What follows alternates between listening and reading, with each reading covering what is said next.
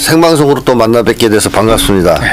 오늘은 현재 네. 13명, 13명, 12명 한 분 도망가셨네. 한 분, 자꾸 빠집니다. 11명으로 떨어졌는데, 뭐 생방송으로 또 만나 뵙게 됐습니다. 예. 지금 뭐 국제정세가 뭐 하루가 다르게 바빠지고 있습니다. 네, 뭐 그래서 좀 국제 정세를 또 다뤄봐야 될 것 같은데 네. 특히 그 중에서도 역시 가장 큰 화제는 트럼프가 네.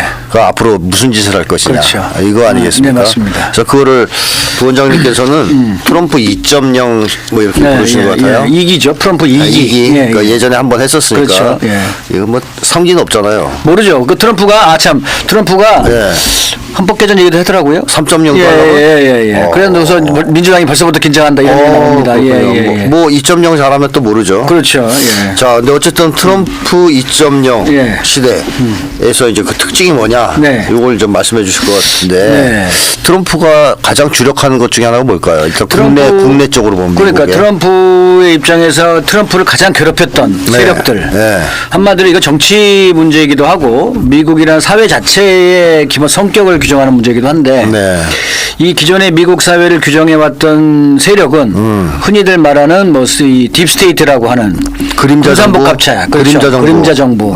이게 사실 뭐 트럼프가 공식화시킨 표현인데요. 과거에는 뭐 음모론의 영역이었죠. 이 얘기하면 음모론자라 그랬어요. 그렇습니다. 맞아요. 옛날부터 딥스테이트 그러면 음모론이라고 했죠. 근데 지금 이거를 갖다가 트럼프가 공식화시켜가지고 아예 대놓고 모든 얘기하네. 주류 언론에서 거의 뭐 공개적으로 쓰는 이런 네. 용어가 됐습니다.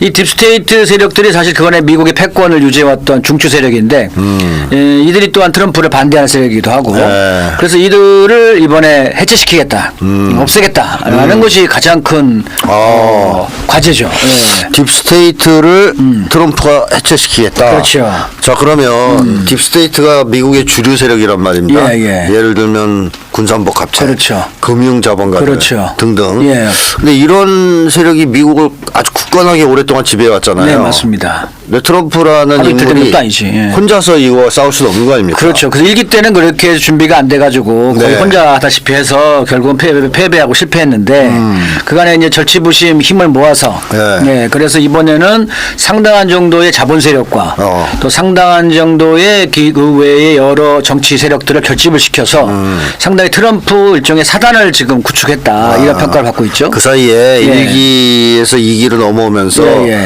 상당한 정도의 자기 기반을 닦았다. 그렇죠. 그리고 트럼프도 일정한 자본가들의 지지를 받고 있다고 그렇죠. 알려져 그래서 있죠. 그렇습니다. 그래서 지난번 선거 때도 억만장자 그룹 한 11명 가운데서 네. 6명이 해리스를 지지하고 5명이 트럼프를 지지하는 뭐 이런 모습을 보였죠. 그래서 결국 뭐 우리 입장에서 본다면 똑같은 놈들이다 이렇게 볼 수도 있는 건데 네. 어쨌든 두 세력 간의 치열한 내부 대결을 하고 있는 뭐 미국이 패권이 몰락하면서 나타나는 일반적 현상이기도 한데요. 어느 나라나 그러니까 이 몰락하면서 몰락했다는 책임 근데 앞으로 어떻게 나갈 것이냐 이런 걸 놓고 나서 그걸 놓고 벌이는 아주 치열한 내부 다툼 이런 과정이다 이렇게 봐야 되겠죠. 그러니까 미국도 내부 문제도 심각하고 네. 그러니까 미국 사회가 막 엉망진창 아닙니까? 그렇습니다. 그래서 예. 그 문제를 두고도 주류 세력 이제 쉽게 하면 지배 세력이 분열하고 있고 그렇죠. 또 패권이 추락하는데 네.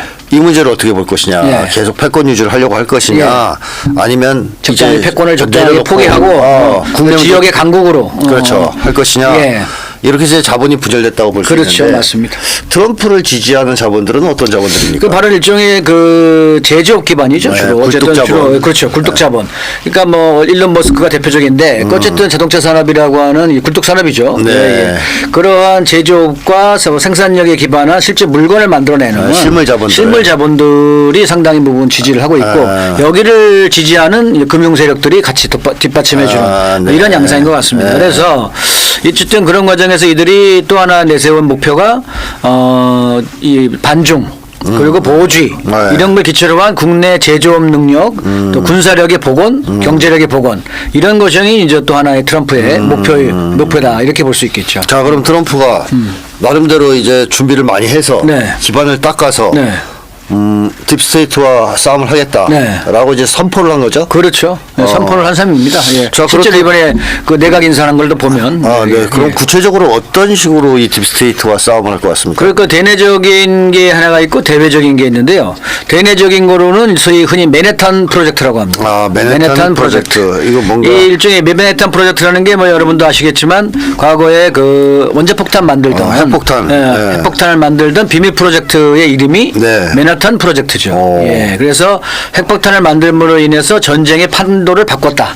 2차 대전을 종결했다. 뭐 이런 류의 그런 입장들을 갖다가 내세우고 있기 때문에 사실 맨해튼 프로젝트라는 것은 한마디로 큰 차원에서의 판도를 바꾼 그러한 대형 프로젝트다 이렇게 봐야 되겠고 혹시 따라서 미국 내에서 그렇죠. 딥스테이트한테 핵을 떨어뜨리겠다. 딥스테이트를 핵폭파하는 것처럼 해체시키겠다. 날려버리겠다. 날려버리겠다. 그런 이제 거창한 의도로. 그렇죠, 그렇죠, 그렇죠. 네. 그래서 뭐 공식적으로 디스멘틀이라는 표현을 많이 쓰죠. 트럼프가 해체시키겠다.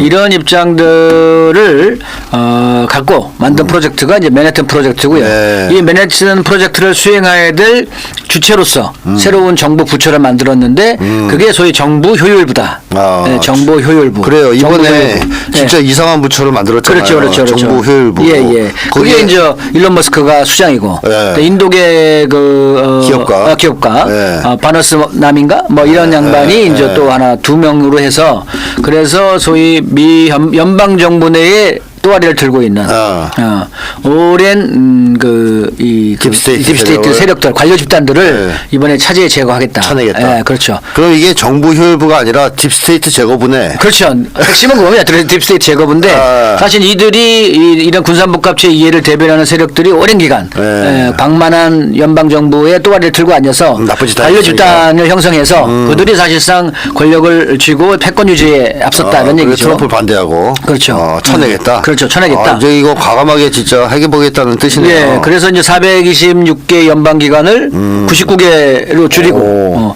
200만 명 되는 거니까 200만 명 정도 되는 연방 정부 직원들이 있는데 네. 공무원이죠. 네. 이들을 70% 줄이는 거니까 거의 한 130~140만을 날리겠다는 거잖아요. 이건 난리가 났습니다. 지금 사실상. 미국이. 과연 근데 그렇게 될런지는 모르겠습니다만 그런 과정에서 이제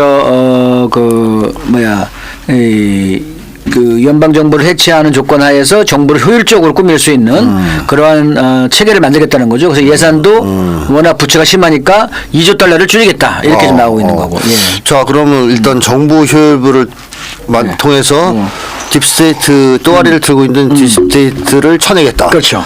그러고 나서 또 미국의 딥스테이트를 약화시키기 위한 그러니까 내부에서는 그러한 연방 정부 내의 세력 관계들 속에서 연방 정부에 있는 딥스테이트 세력을 쳐내게 되면 네. 그러면 그에 따르는 온갖 가지 바깥에 있던 언론, 학술, 또 뭐 엔터테인먼트, 문화 뭐 이런 쪽에 있는 그런 권력 집단 그런 어떤 또아리를 들고 있는 이 세력들이 무너질 수 꺾인다는 있다. 거죠. 그래서 이번에 봐도 사실 CNN이나 MSNBC 이런 데는 매각 얘기가 나올 정도로 지금 엄청나게 시청률 최하로 떨어졌고요. 네. 예.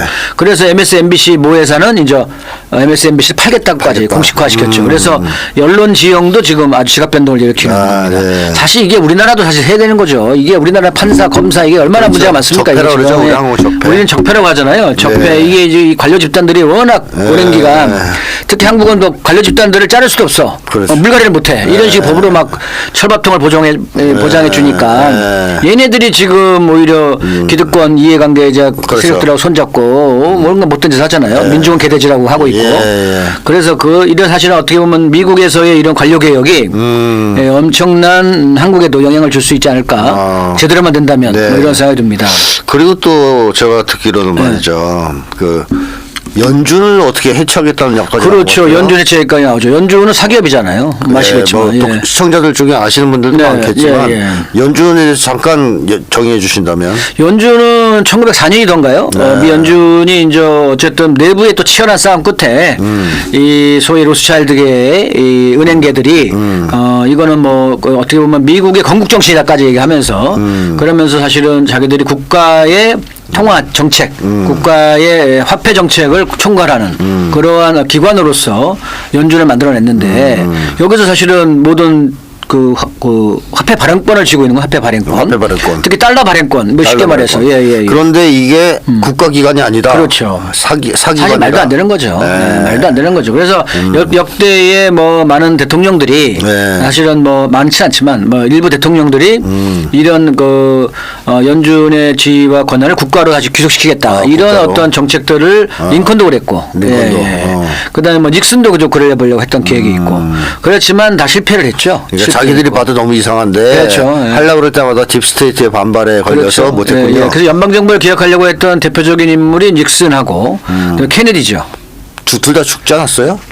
케네디는 죽었고, 닉슨은 이제 닉슨은 중도에서 낙마했는데, 낙마했죠, 참. 사실 닉슨 대통령 같은 경우에는 50개 주 가운데 선거할 때 50개 주 가운데 49개 주에서 이겼어요. 그러니까 딱 한 개 주만 졌었어. 그래서 미국 선거 역사상 전무후무한 최고 인기 대통령이죠. 그런데 불과 취임한 지 1년 좀 더 돼서 1년 몇 개월 만에 74년도에 낙마하죠. 그러니까 이거는 뭐 그때 이제 그 일설에 따르면 저도 아직 최종 확인하지 않았습니다만 미국의 장성들이 화이트하우스에 들어가가지고 명령을 거부했습니다. 대통령의 명령, 당시 우리의 명령 공장 아니다. 일종의 소프트 구테타라고 그러더라고요. 소프트 구테타로 해서 명령을 거부하면서 닉슨 대통령이 눈물을 흘리면서 퇴임했다. 뭐 이런 말도 있습니다. 그렇군요. 그래서 마찬가지로 그래서 지금 트럼프도 과연 저렇게 연방 정부를 개혁하려고 하면 가능하겠냐 이런 얘기가 나와서 오늘 아침에 푸틴 대통령도 이렇게 트럼프는 안전하지 않다. 이렇게까지 오늘 러시아가 또 정보가 많은 나라인데요. 그렇죠. 정보력이 CIA를 능가한다는 평을 듣는 나라인데 트럼프 안전하지 않다. 그래서 자기가 푸틴 대통령이 내 생각에 그는 지금 지금 안전하지 않다. 그 미국 역사에서 다양한 사건이 일어났다. 이렇게 표현을 했죠. 그래서 이거는 트럼프한테 조심하라고 그렇게 주의를 주는 거죠. 주의를 주는 거네요. 주의를 주는 거기도 하고 그만큼 미국 내부의 기존의 딥스테이트 세력들이 부글부글거린다 이런 얘기죠. 가만하고 안 지금 난리 되겠다. 났다. 워낙 트럼프가 그냥 강경하고 아주 그냥 뭐 세게 지금 딥스테이트 해체에 대해서 하고 있기 때문에 이거를 그냥 방치했다가 큰일 나겠다 이런 생각이 드는 모양이에요. 그렇군요. 그래서 현재 그런 어떤 위험도 있다 이런 얘기고요. 어쨌든 맨해튼 프로젝트는 2026년 7월 4일 건국 250주년 때까지 대략 한 2년 정도 1년 내년 취임 1월 달부터 하면 1년 한 6개월 1년 6개월 정도에 걸쳐서 속전속결로 끝내겠다라는 겁니다. 그래서 속전속결로 끝내서 그때 7월 4일을 아주 성대하게 250주년을 기념하겠다는 거고요. 물론 내부적인 그러한 어떤 딥스테이트 세력의 해체만이 아니고 대외적으로도 이런 전쟁 문제라든지 대외 관계 문제도 상당히 정리를 해서 전 세계의 지도자들을 다 초청하겠다. 그래서 이거를 뭐라고 얘기하냐면 The Great America's 스테이트 페어 박람회입니다. 박람회. 거대 미국 국가 뭐예요? 위대한 미국 박람회. 위대한 미국 박람회. 그래서 1년 동안 내년 2025년 5월 현충일부터 내후년 7월 4일 독립기념일까지 1년 이상에 걸친 박람회를 하겠다는 겁니다. 박람회를 아이오와 주에서 하는데요. 그 기간 동안 그런 박람회를 쭉 하면서 그 피날레를 내후년 7월 4일 날 한다는 거고요. 그때의 그런 어떤 뭐 위대한 미국을 다시 부활시키는 상징적 행사를 그때 해보겠다. 한마디로 딥스테이트가 밟아놓고 그렇지. 축하 파티 열겠다. 그렇죠. 뭐 이런 얘기죠. 뭐 아주 쉽게 말씀하시죠. 로버트 케네디를 보건복지부 장관인가요? 그거 시킨 것도 딥스테이트 치료과 관련이 있다고 봐요. 의료자본하고 싸움이죠. 한마디로 뭐 파이자라든지 제약회사들이 그동안에 이 코로나 관련해서 워낙 문제가 많고 또 의혹도 많잖아요. 백신이 미국이 아주 문제가 많습니다. 엄청나게 많이 죽고 사실은 뭐 병을 고친다 하면서도 병을 주는 뭐 이런 못된 짓거리를 하도 많이 했다는 의혹을 많이 갖고 있기 때문에 케네디를 투입해서 로버트 케네디가 진짜 제대로 많이 조사에 들어간다면 좀 난리 날 겁니다. 맞습니다. 자, 근데 그러면 미국 내에서 이런 식으로 딥스테이트를 치면서 대외 정책도 바꿀 가능성이 그렇죠. 있지 대외 않습니까? 정책에서 가장 큰 문제가 이제 전쟁 종식인데요. 전쟁 종식이라는 것은 딥스테이트에 대한 관점에서 보면 내부적으로는 그 정부를 개혁하는 것과 대외적으로 전쟁을 종식시키면 어떤 일이 일어날까요?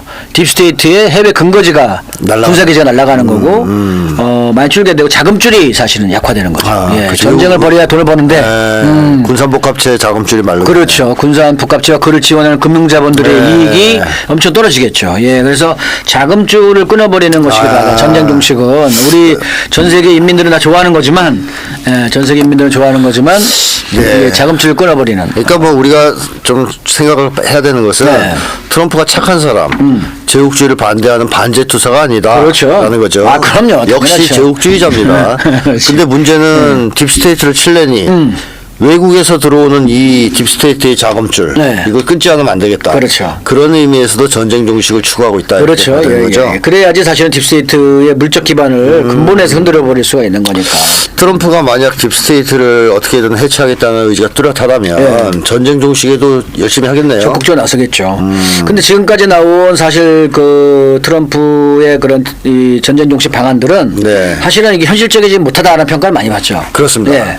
그러니까 트럼프 1기 때와 2기 때 지금 세계는 달라졌어요. 그렇죠. 그 1기 때만 해도 한마디로 어떻게 보면 북은 고립돼 있었죠. 네, 예. 러시아나 중국도 네. 눈치 보는 상황이었고 약간 어.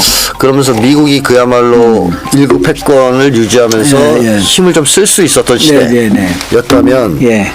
2기가 되는 그 과정에 예. 다국화 시대로의 전환이 이루어졌단 말입니다. 아, 예. 그래서 러시아는 직접 미국에 맞서기 시작했고요. 예, 예, 예. 자, 이런 흐름이라면 트럼프가 옛날 생각하고 예. 야, 이거 줄 테니까 전쟁 끝내. 예. 이게 안 먹히는 상황 아니에요, 예, 지금. 예, 예. 그럼 우크라이나 전쟁을 종식시키겠다는 그 안. 지금 있는 전선에서 예. 스톱하고 예. 휴전선을 만들고 그렇죠. 뭐 이런 건데 네. 이걸 되겠습니까, 이걸로? 그러니까요. 그게 되겠습니까? 그렇게 되면 한반도식으로 지금 분할을 시키겠다는 거잖아요. 예. 사실 이 방안은 이미 바이든 때 진행했던 방안입니다. 바이든 역시도 이런 방안을 진행했죠. 한반도식 분할 방안. 예. 이 올 초에도 많이 나왔던 얘기입니다. 근데 북이래.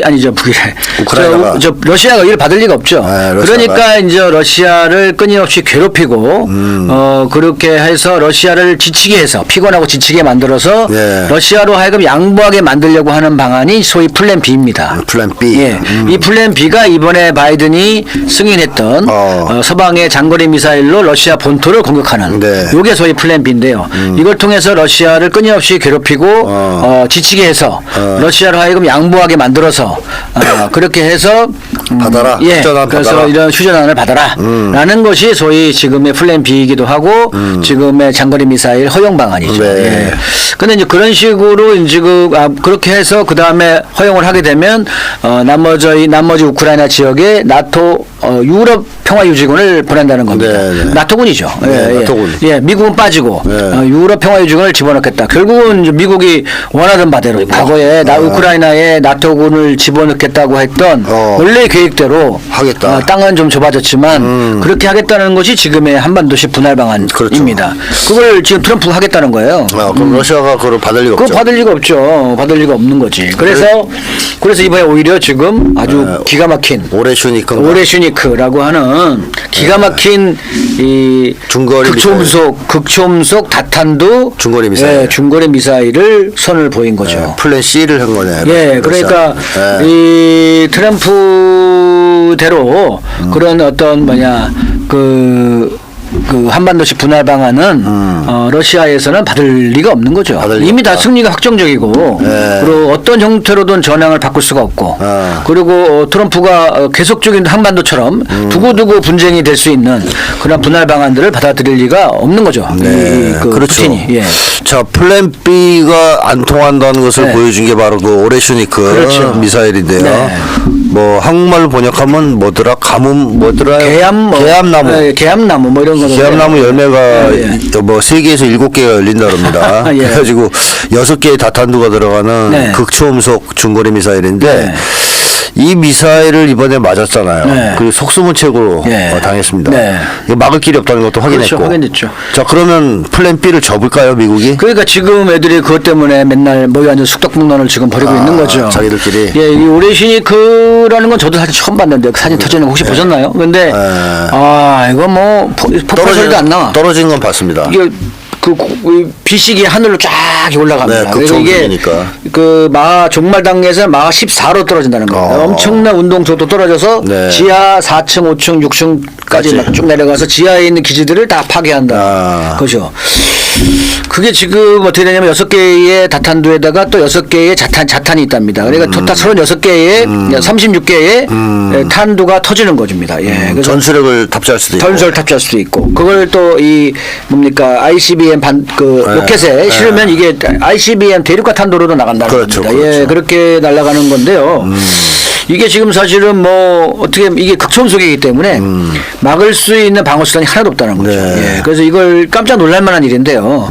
이게 지금 한 발만 그 주요 대형 기지에 떨어져도 그 기지 전체가 다 그냥 다 박살난다. 이번에 맞은 군사기지가 거의 우레뉴스? 하여튼 거기가 예. 다 먼지처럼 변했다는 그렇죠, 얘기가 그렇죠, 나오고 그렇죠. 있어요. 예. 거기가 지금 원래 소비에트 시절에 핵벙커가 있는 그러한 군사기지인데 그 군사기지를 이번에 거의 한 발로 그냥 다 초토화시켰다는 거 아니겠습니까? 그래서 사진조차도 지금 제대로 안 올라오는데요. 그러니까 6개 탄두 우주마시. 중에서 예. 6개 탄두 중에서 2개만 폭탄이 들어있었고 그렇죠. 예, 예. 나머지는 가짜 모형 탄두. 그렇죠, 맞습니다. 2개만 갖고. 예, 그걸로 거기를 싹살냈다는 그렇죠, 건데요. 그렇죠, 맞습니다. 그러니까 이번에는 푸틴이 그야말로 이제 한번 예. 맛보기. 예. 야, 이거 한번 맛을 봐라. 그렇지. 이거 너희들 먹어보고 또 계속 들릴래? 근데 이게도 참 근데 이해를 할 수 없는 게 예. 그렇게 크게 아주 결정적인 타격을 받았음에도 불구하고 네.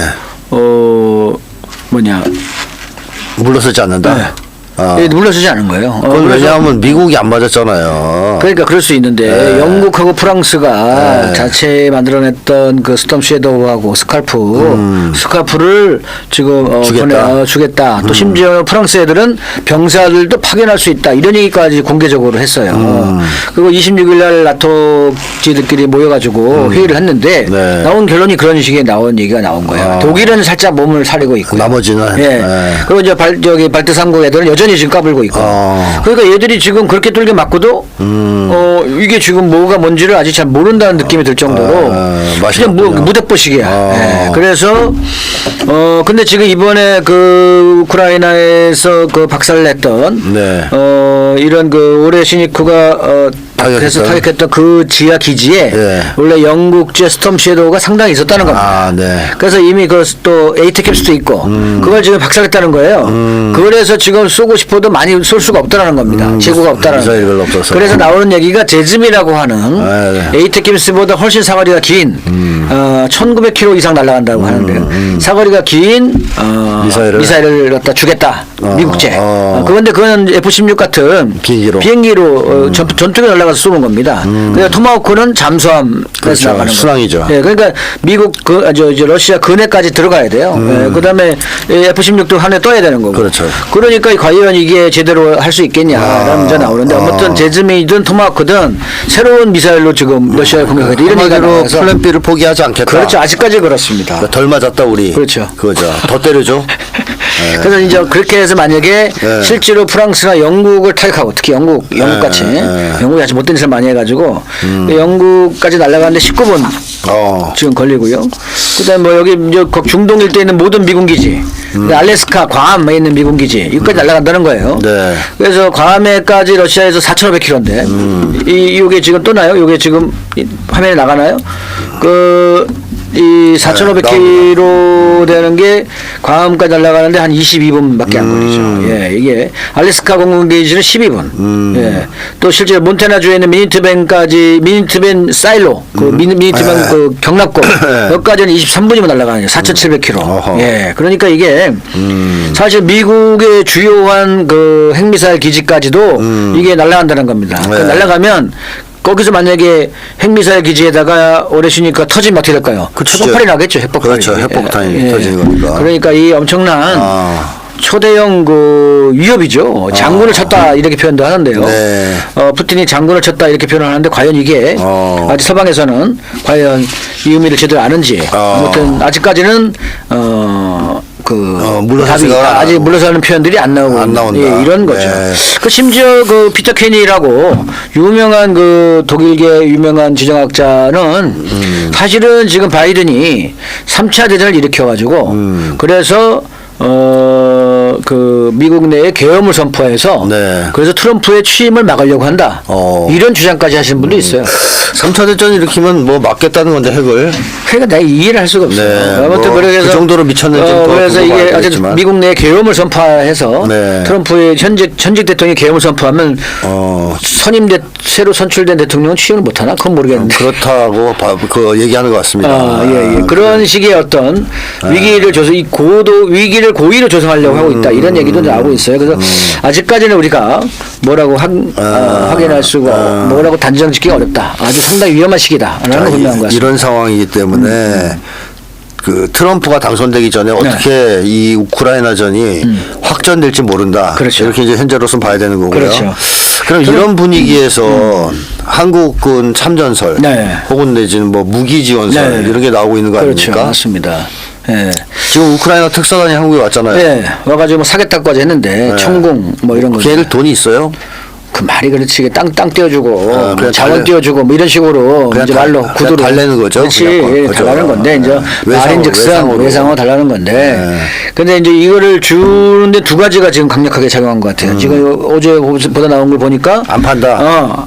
줄 수 없다. 네. 라고 난색을 표명했다. 뭐 이렇게 네. 지금 나오는데 완전 분위기가 달라진 거죠. 이상해요. 그 전에 분위기하고. 그렇지. 불과 얼마 전까지만 해도 주겠다고 날 설레버렸지. 그렇지. 북의 군대가 들어가 있으니 무조건 간다 뭐 이따위로 하더니만 갑자기 태도가 바뀌었어요. 왜 그랬을까? 왜 그랬을까요? 네, 두 가지가 현재 나오는데요. 네. 하나는 러시아가 러시아 외무차관이 공개적으로 엄청나게 강력한 했죠. 표현을 쓰면서 최후 통첩 비슷한 거를 했죠. 예. 그래서 이게 무기 지원하게 되면 한러 관계는 완벽하게 파괴될 것이다. 네. 예. 그리고 러시아는 모든 가능한 방법으로 대응할 것이다. 모든 가능한 방법하면 딱 군사적 방법을 그거죠. 쓰겠다는 당연하죠. 얘기죠. 예. 그 러시아 미사일이 한국에 날아올 수 있는 거죠. 그렇습니다. 예. 적대국이 되는 겁니다. 네. 도전국이 되는 거고. 그렇죠. 요게 하나가 있고 또 하나는 트럼프 진영에서 강력하게 경고했다라는 거죠. 그 트럼프 왈츠 새로 선임된 그 국가안보 보좌관이 보좌관 예정자가 공개적으로 뭐라 했죠. 뭐라 했죠. 한국군 자꾸 이거 기어들려고 그러던데 참전하려고 그러는데 트럼프 입장과 반대다. 그렇지. 라는 식의 뉘앙스의 말을 정확하게 공개적으로 그 정도 얘기했으면 뒤로는 강력한 뒤로 이제 전화한 거죠. 하지 마라. 전화해가지고 까불지 마라. 성렬이 막 쌍욕 있잖아요. 영어로 막 하면서 이 새끼 너 죽고 싶니? 등등등 별 얘기를 다 했을 수 있습니다. 자 그래서 그러면 태도가 바뀌었다. 그러면 또 아무리 윤석열 쪽의 사람들이 꼴통들이라도 그렇지. 좀 겁이 나겠어요. 사실지 2달 뒤면 끝나는 1월 건데. 20일 취임하는데. 네, 그렇지. 자 그래서 안 판다. 네. 이런 얘기가 나오고 있어. 그나마 다행이죠. 어쨌든 그나마 다행입니다. 그래요. 예. 근데 어쨌든 지금의 트럼프식 어떤 한반도 분할 방안은 절대로 러시아에 먹힐 수 없다. 먹힐 수 없다. 따라서 트럼프 입장에서는 러시아가 사실 안전하게 승기를 잡는 걸 인정한 조건 하에서 어떻게 좀 체면을 차리면서 러시아 우크라이나에서 빠져나오는 방법을 연구를 해야지 무턱대고 괜히 그 뭐 한반도 분할 방안 갖고 주장하다가 전쟁만 질질 끌고 씨알도 안 먹고. 씨알도 안 먹힌 얘기 해봐야 소용이 없다 이런 얘기입니다. 그렇습니다. 네. 자 그러면 앞으로 트럼프가 이 문제를 어떻게 해결할지 한번 지켜보기로 네, 하고요. 그 다음에 이스라엘이 지금 휴전을 했어요. 그러니까 이거 엄청난 일입니다. 진짜 이거 생전가도 안 할 놈들이 그러게요. 그만큼 헤즈볼라한테 뚫게 맞았다는 얘기예요. 아 그런가요? 예, 이번에 뭐 공개적으로 이스라엘 밝힌 사상자 수만 이스라엘군이 12,000명인데요. 이건 역대 최대죠. 과거 2006년도 레바논하고 전쟁할 때도 100명 미만이었어요. 근데 이게 뭐 12,000명이면 몇 배입니까? 이게 1,000배 정도 늘어난 거죠. 이게 공개적인 거. 이번에 헤즈볼라하고 전쟁하면서 죽었어요. 예, 그렇죠. 뭐예요 이렇게 많이 죽었어요? 그러니까 이게 기습작전, 매복전 이런 데다가 애들이 그러니까 실제로 군사적으로 맨파워가 지상전 하다가 지상전하다가 이게 완전히 형편없다는 많이 것이 천이나 죽었으면 진짜 많이 죽었는데요. 많이 중에 사상자. 사상자. 그러니까 사망자와 부상자가 합쳐서 어쨌든. 이렇다는 겁니다. 예. 근데 역대 최대죠. 어쨌든 그리고 지금 이스라엘 경제가 개판입니다. 한마디로. 그래서 이게 지금 그 미국의 전적인 지원이 없으면 살아남기 어려운 조건인데 그 서방의 이런 식량과 또는 각종의 그 공산품, 무기 이런 걸 지원해주는 배가 들어가야 되는데 이걸 후티가 강력하게 막고 있어서 홍해를 또 공세하고 후티 있어서. 대단합니다 진짜. 후티는 지금 뭐 미국 항공모함 두 개를 그냥 박살낸 건 아니지만 아무튼 상당한 큰 타격을 줘가지고 못 돌아가게 돌아가게 돌아가게 만들었고 꺼져. 돌아가게 만들고 심지어는 그 이스라엘 있는 하이파 항구까지 이 극초음속 미사일 날려가지고 네. 글로 들어오고 있는 그 곡물선인가 화물선인가 그거를 그냥 박살냈어요. 그래가지고 예멘의 군사 기술력이 날이 갈수록 정교해지고 있다. 초음속 미사일까지 갖고 있다. 원래 그렇죠. 그게 팔레스타인 2입니다. 그 이름이 팔레스타인 2인데 여하간 그러한 그 예멘의 군사력들에 대응해서 또 드론 기술에 대항해서 이 원정단 미국 원정단이 쪽을 못 쓰고 있다. 그래서 원정으로 인한 군사작전의 시대는 끝났다라는 것을 예멘은 보여주고 있는 거죠. 미국이 네. 항공모함으로 전 세계를 호령하던 시절은 이제 끝났습니다. 끝났다. 끝났습니다. 미사일 때문에 깔짝대지도 못한다. 그렇죠. 그래서 이런 걸 보여줬다. 지금 이 중동의 전황이 아주 중요한 변화가 하나가 있는데 바로 그런 헤즈볼라하고의 휴전이 27일 날 타결된 거 하나하고 이번에는 네타냐후 같은 그런 독재자를 국제형사재판소 ICC가 체포영장을 발부한 겁니다. 체포영장. 이게 전쟁 범죄 혐의로 그것도. 근데 이건 뭐 구속력이 있나요? 구속력은 있죠. 구속력 있는데 얘들이 구속력은 있는데 실행을 못하 집행을 못하는 거지 아직. 근데 이게 구속력이 있는 겁니다. 그 체포영장이 발부됐기 때문에 그래서 지금 얘가 어느 회의에 나가더라도 ICC 회원국들은 체포할 의무가 있어요. 체포할 의무가 있는 거죠. 그래서 이 ICC가 물론 친미적이라고 참 그동안 비판을 받아봤는데 이 네타냐후가 하도 못하니까 하도 못된 짓을 하니까 나쁜 짓을 너무 많이 하니까. 이게 전쟁 범죄 혐의라는 것입니다. 이게 특히 인종청소. 인종청소하고 그런 거니까 이거는 이제 두고두고 이게 어떤 형태로 이 중동 가자 전쟁이 종결이 되더라도 네타냐후는 체포가 되게 돼 있어요. 이놈의 새끼는. 그래서 어쨌든 재판을 받아야 되는 상황이 된 거지. 네. 이건 사실 얘들의 예외주의가 끝났다. 네타냐후의 이스라엘 유대인들의 예외주의가 끝났다라는 아주 상징적 사건이다. 이렇게 봐야 될 것 같습니다.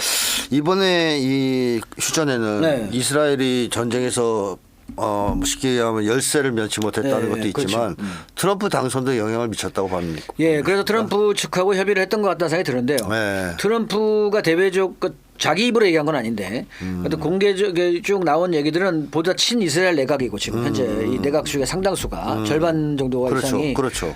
친이스라엘 세력들이 성향의. 내각이 이상이 됐고 또 여러 가지 흘러나온 얘기는 이스라엘 측 조건으로 가자 전쟁을 휴전케 하든 종전케 하는 방안을 추진한다. 네. 내지는 이 트럼프 취임 전에 전쟁을 끝내겠다. 이스라엘 애들이. 이런 류의 얘기들이 나왔어요. 그래서 트럼프가 어차피 친이스라엘 돈도 많이 받았거든. 네.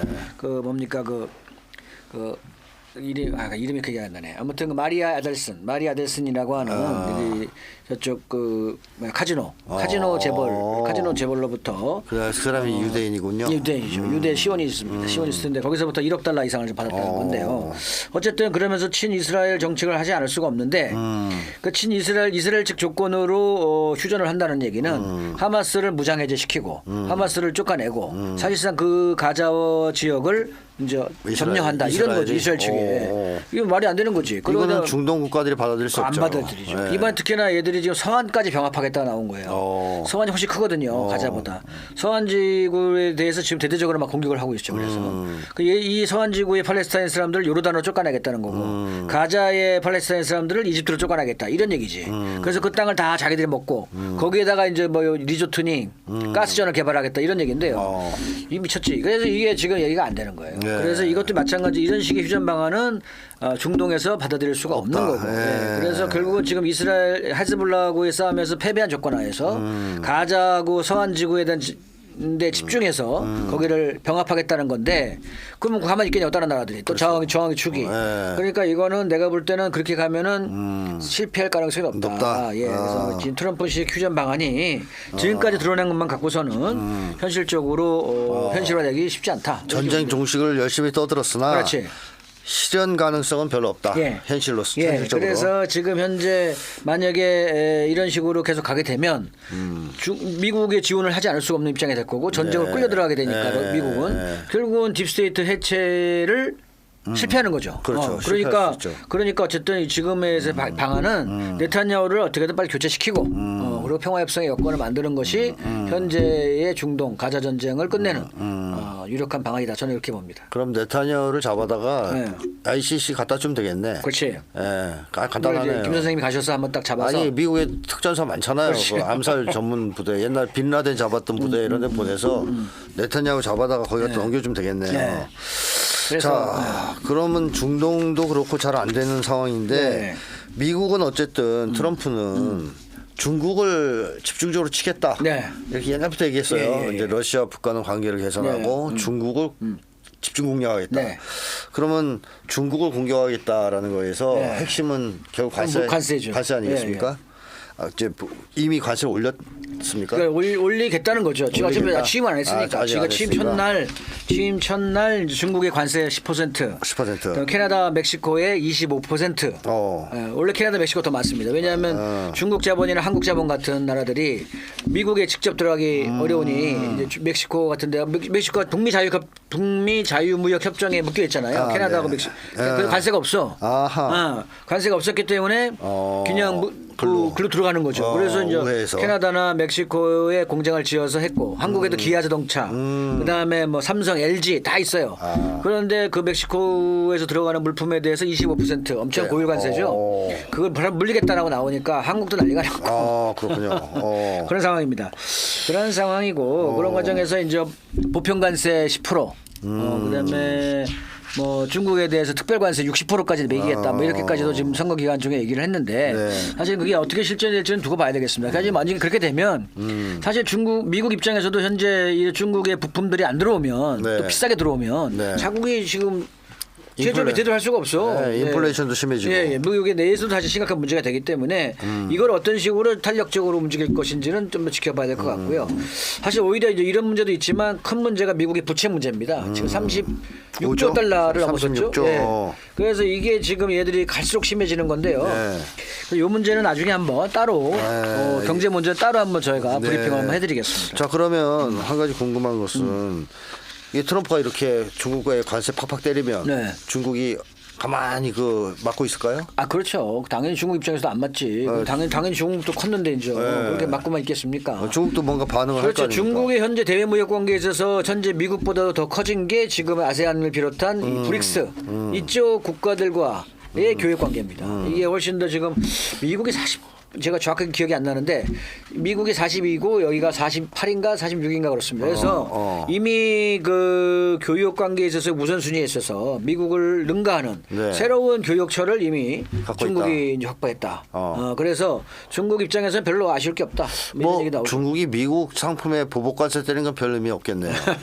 어쨌든 뭐 그런 똑같은 대응보다는 중국이 오히려 거꾸로 수출하지 않는다거나 거꾸로. 오늘 옛날에 일본이 한국에 수출 안 해가지고 난리 났었잖아요. 히토리 같은 거 안 그렇지. 판다. 그 주요한 부품이나 부품들. 중요한 원재료를 안 판다. 안 팔아. 이렇게 되면 아주 미국 아주 힘들어지는 거지. 이것도 뭐 적이 있으니까 예. 트럼프 마음대로 되지는 않을 수 그렇죠, 있습니다. 맞습니다. 근데 얘들은 오히려 지금 암호화폐 이쪽에 상당히 관심을 갖는 것 같은데요. 이 금융 문제에 대해서 네, 그건 다음에 한번 다음번에 하시고. 한번 더 얘기가 길어질 수 있으니까. 예.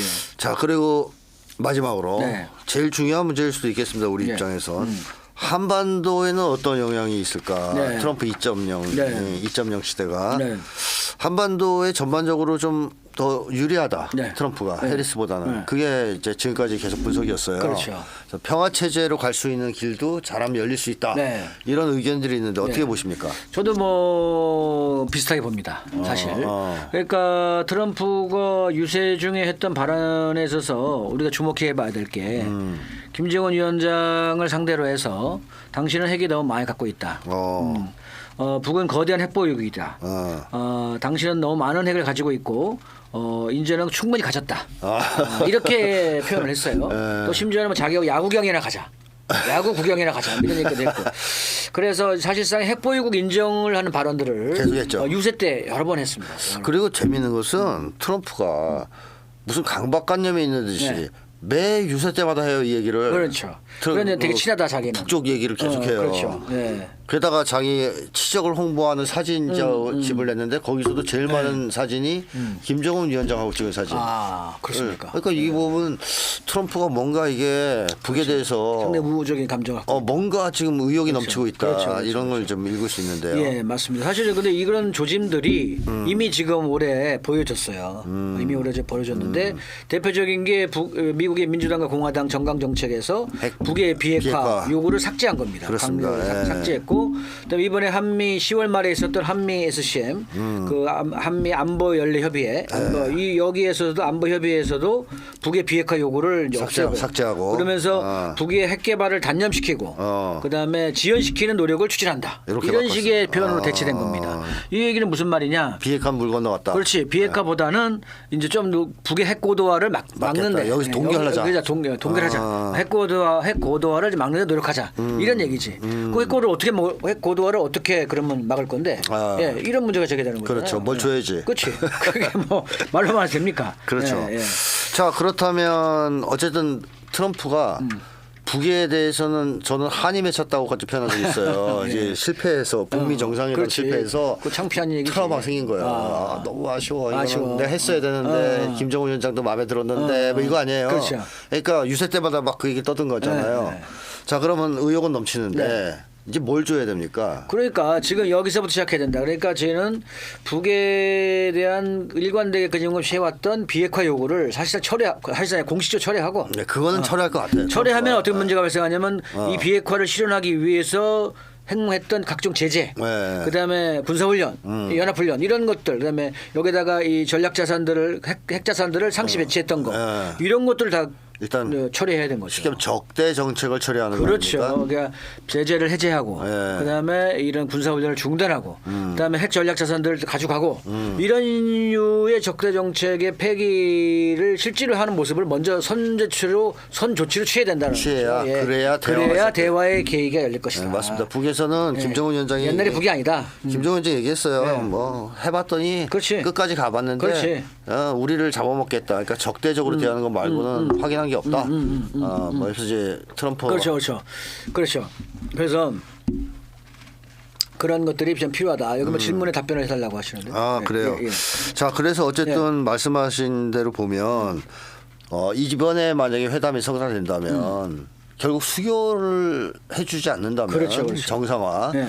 아까 말씀하신 적대 정책을 처리하고 관계 정상을 하지 않는다면 북과 협상이 될 수가 없어요. 그럼요. 이번에는 네. 뭐 예전처럼 그 제재 일부 해제 따위로는 그렇지. 협상이 안 되는 되고, 거죠. 그리고 이제 싱가포르 공동성명을 이행하지 못했던 거를 이제 이행해야 된다는 거죠. 완벽하게. 그 싱가포르 공동성명의 제 1항이 뭡니까? 관계 정상. 관계 정상화죠. 네. 새로운 관계를 수립한다. 네. 조미 간의 새로운 관계를 수립한다는데 바로 이거를 지금 이걸 실현하는 것이고 그건 수교니까. 그렇죠. 그 수교를 하려면 뭐가 돼야 돼? 한국 전쟁의 공식적 종결이 돼야 됩니다. 한국 전쟁의 공식 종결의 형태가 뭡니까? 평화협정이죠. 그 평화협정을 체결하는 것이 지금 중요하고 그것을 지난 22일인가죠? 22일 날 당시 그 국방부 차관보였던 슈라이더라는 사람이 이미 조미 간에 이번에 트럼프 간에 회담이 이루어지면 대사관 등 상호 공간 개설을 통한 북미 간의 정치적 관계 강화, 경제 협력 및 개발 지원, 한국 전쟁의 공식적 종결 등을 토의할 것이다. 다 얘기하네. 얘가 우리가 얘기하는 거 다 얘기해. 내가 그렇게 갖고 여태까지 우리가 주장해왔던 이 얘기들을 이제 미국 애들이 하고 있습니다. 이거 안 하면 안 되니까. 그렇죠. 이걸로 이제 간다는 거예요. 자, 그러면 이런 흐름을 갈 거라는 거는 대략 지금 다 알고 있어요. 대략. 왜냐하면 트럼프가 너무나 공공연하게 이걸 떠들고 그렇죠. 또 이거를 뒷받침할 만한 인물들도 배치하고 있어요. 맞습니다. 그렇기 때문에 알렉스 웡 한국 사람들이 다 봐도 야, 트럼프는 저러고 할 것 같아. 윤석열도 알지 않을까요? 아무리 바보라도. 윤석열도 불안하겠지. 바보라도 일리는 있을 테가 아니에요. 우리보다 정보야 많겠죠. 그러니까 윤석열이가 이거 뭐야 이거. 나는 뭐지 낙동강 오리알이네. 그래서 지금 저는 여러 가지로 이제 오히려 지금 남아 있는 2달 과정. 2달. 바이든 임기 취임 전 2달 과정이 어떻게 보면은 가장 위험한 시기가 아닌가. 트럼프 여태까지 윤석열 한 짓을 봤을 때는 얘가 갑자기 뭐 남북 간에 갑자기 무슨 뭐 평화론자, 뭐 갑자기 우호론자 이런 게 이게 될 리가 없을 될 거고 수도 없고 될 수도 그렇게 없고. 한다 그래서 받아주겠어요. 그렇습니까? 맞습니다. 네, 북에서 예, 받아주지도 않고 그리고 지금 바이든도 지금 여태까지 해왔던 과정을 보면 상당히 불안한 조건이잖아요. 그렇죠. 이게 한번 넘겨줬다가 이게 크게 이제 위험성이 느끼고 있고 그러니까 지금 이게 세계적인 차원에서도 그렇고 한반도도 그렇고 지금 남은 2달 기간이 제일 위험하다. 상당히 위험하다. 제일 위험한 시기가 아닐까 저는 그런 생각이 듭니다. 예, 또 윤석열이 보통 인간이 아니잖아요. 그렇죠. 그래서 이제 북의 국방성에서도 23일 날 예. 공보실장 국방성에서도 뭐라 하냐면 그 핵잠수함 콜롬비아가 들어와 있고 또 한미일 프리덤 엣지를 또 한 번 했고 또 RC 135S라고 한 정찰기가 북을 계속 하고 있고 정찰하고 이런 것을 문제를 삼아서 필요하시에 사전 억제 조치를 취하겠다. 사전 억제. 네, 사전 억제라는 표현을 썼어요. 사전 억제. 이거는 그다음에 뭐 즉시적 대응을 하겠다. 이런 표현을 썼습니다. 그러니까 사전 억제라는 게 뭐예요? 선제 타격 아닙니까? 그렇죠. 이거? 사전 억제하겠다 선제 타격이죠. 그러니까 이런 표현까지 나올 정도로 북도 지금 고도로 긴장을 하고 있다 이렇게 그러니까 보입니다. 윤석열이 사고 칠 거라고 생각한다. 사고 칠 수 있으니 이걸 사전에 막겠다는 것 같아요. 네오콘들도. 못하게끔 억누르겠다라는 것 같은데 모르지 뭐. 그게 이런 어떻게 데서는 북과 트럼프 진영이 이해가 일치하는 그렇죠. 그래서 쪽이네요. 이번에도 트럼프 진영에서도 우크라이나 무기 주지 마라 이런 얘기를 지금 하고 있는 거고요. 그렇습니다. 그래서 어쨌든 지금 윤석열 입장에서는 안팎으로 내부적 정치 국내에서도 좀 코너에 몰리고 있고 네. 대외적으로도 코너에 몰리고 있기 때문에 이 뭔 짓을 할지 또 미국에도 호전 세력하고 손잡고 뭔 짓을 할지 우려되는 부분도 있습니다. 최종 결정은 김건희가 무당을 만나서 그렇지. 결정할 겁니다. 어떻게 할 건지. 무당이 그 이제 무당이 누군데 근데? 처. 무당이 누군데? 천공? 아니 누군지 모르죠. 유명한 무당은 다 지금 접촉한다는 얘기가 있어요. 그래요. 한국에. 근데 어쨌든 김건희가 혼자 결정은 안 할 그렇지. 거고. 그게 미국하고 연결되겠지 당연히. 미국한테 그거- 얘기도 듣겠지만 야, 최종 결정은 무당에게. 최종 결정 미국이 하겠지. 예, 무당. 그거를 저는 무당이라고 봅니다. 그게 자칫하면 이게 정세인식이 흘릴 수 있습니다. 자, 예, 예. 농담입니다. 저 질문에 대해서 답변을 좀 해달라고 질문이 하는데, 예. 들어왔어요. 질문하라고 막 그랬는데요. 자, 뭐가 있었냐면요. 러시아 국방장관이 오늘 북에 방문했다는데. 네, 예. 알고 계셨습니까? 예, 들었습니다. 예. 뭐 내용이 뭐 또 어떤 내용이 아직 모르지. 근데 왜 갔을까요? 이 그 원래 민감한 지난 시기에. 언제 했더냐 그 그때- 장거리 미사일 얘기가 9월달에도 나왔을 예, 때 그때도 한번 스타머가 미국 가기 직전에. 예, 직전에. 그때 갔었잖아요. 그렇죠. 그때도 장거리 미사일 쏜다 만다 한참 난리 나왔을 때 그때 제일 먼저 갔던 데가 북이죠. 그때는 국방장관이 아니었고 지금의 NSC. 쇼이구 NSC 예. 부의장이 갔던 그렇습니다. 거고요. 아. 이번에 국방장관이 간 거예요. 그러네요. 예. 예. 그럼 왜 갔을까요? 그럼 뭐 어쨌든 군사협력 아니겠습니까? 뭐 군사협력. 국방장관이니까 군사협력 얘기겠지. 그걸 들으려고 이분이 질문을 했겠어요. 글쎄요. 좀 뭐 어쨌든 구체적인 얘기를 좀 해달라는 거죠.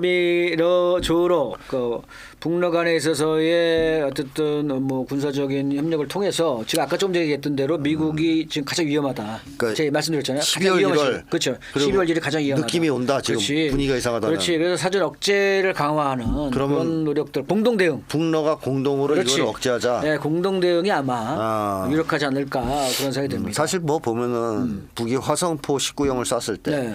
그 직전에 러시아는 전략핵 훈련 연습을 했잖아요. 3개나 했었어요. 그 3개나 했었어요. 6회공. 예. 10월 말에. 10월 말에.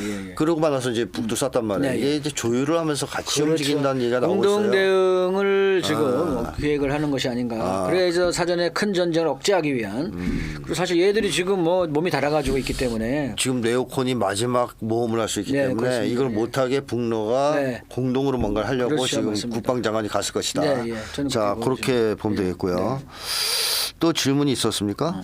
이제 없어요. 이제 더 이상. 네. 자, 지금 현재 134명까지 올라왔습니다. 고맙습니다. 네. 예. 자, 다음부터 저녁 때 한번 할게요. 저녁 때. 네. 그래야지 많은 분들이 또 오실 것 같아요. 네. 생방송 시간을 좀 바꾸는 것도 검토하자고 하시니까 예. 그것도 적극적으로 한번 검토해 보겠습니다. 네. 자, 뭐 지금 말씀하신 대로 12월 1월 사이가 제일 위험하다라고 하셨으니까 네. 주의를 집중해서 네. 한번 해야 될 것 같습니다. 예, 알겠습니다. 지켜봐야 될 것 같습니다. 예, 그러면 이제 다음 시간에도 4시에 또 하시나요?